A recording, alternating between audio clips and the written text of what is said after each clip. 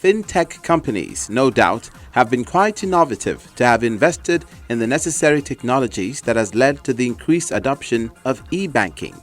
Obviously, this segment of the industry has begun to evolve, transform and grow in a faster pace than ever, as mobile payments, according to the Central Bank of Nigeria, is already hitting 1.5 trillion naira in 2017. Despite all the benefits attributed to this wave of financial services, there are still reported cases of fraud, which is currently a challenge to the sector. A lot of banks have automated, but they haven't orchestrated enough. Okay, so there's a lot of automation on a number of things: customer acquisition, transaction processing, security management. But we are going beyond a point where man set up and machine executes.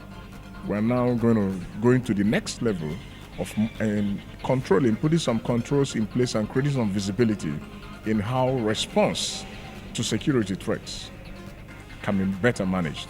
According to a CBN report, the Nigerian Deposit Money Banks, DMBs, lost 2.19 billion naira to fraudsters through electronic channels in 2016 fiscal period, recording about 19,531 fraud cases the same year as against 10,743 recorded in 2015. The level of vulnerability associated with mobile and electronic payments calls for a very proactive approach, both from the users and the financial institutions. The growth of the industry is on the rise, at the same time increasing the risks. Mobile payment has come to stay. We've seen a lot of controls the bank has actually put across to actually control fraud within the mobile payment arena.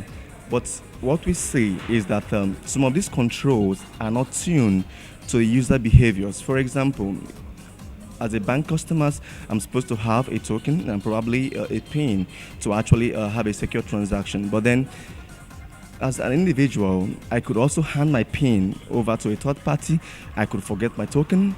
There's a lot of user behaviors or customer behaviors that actually make some of this control ineffective.